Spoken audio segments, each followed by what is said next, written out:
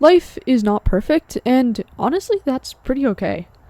Sometimes you're gonna go through times in life where everything sucks, and a lot of the time it might be out of your control. It might be something that you have no influence over, no control over, and all you can do is kind of wait it out and hope it gets better.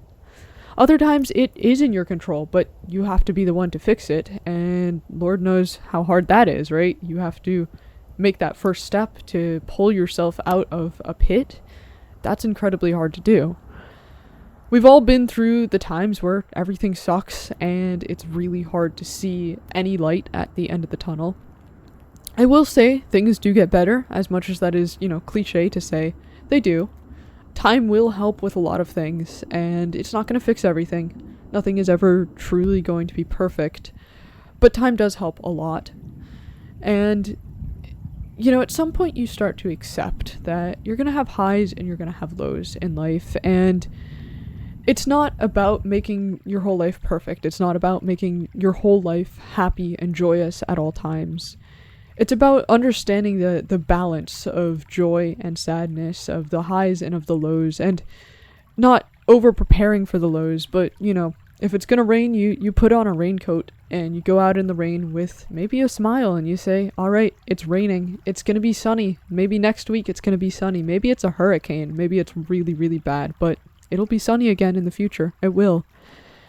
And I like to remind myself, if I ever have a really bad day, like say I find out, some news about somebody that I care about, and it's crushing news. It's, essentially spelling doom for the future. And it's the sort of news that it's like, it's bad, right? I'm not referring to anything in particular right now. I'm just, giving an example that I'm sure is something that a lot of you can relate to, right? And sometimes you find something out, it's like, you can't see into the future. You can't see past where you're at. You're just like, oh no, this is real now, Maybe it's the kind of thing where you thought, maybe it's a remote chance, but now it's real, right? I guess to give you some concrete advice, something that I've found that kind of helps is just, go to bed. When you get done with your day, just go to bed. Don't sit there and watch TV for hours. Don't play video games for hours. Just go to bed. And when you wake up, the sun will come up. It's a new day. It's not going to be better. It's not going to be perfect. It's not going to be anywhere near as good as it could possibly be. But it's a new day, and maybe it's 1% better, And if you can sort of accept that every time you have an awful day, there's going to be a low worse than that. There's going to be a high again. There's going to be better days. But there's also going to be worse days, and it's just going to keep going. If you can make your peace with that, that is the way to just a better baseline, a baseline of not being pulled by the tide up and down constantly.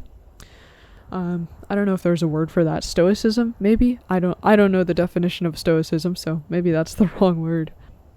I also want to share a quote with you that I heard a very long time ago, which is, how can you eat an elephant?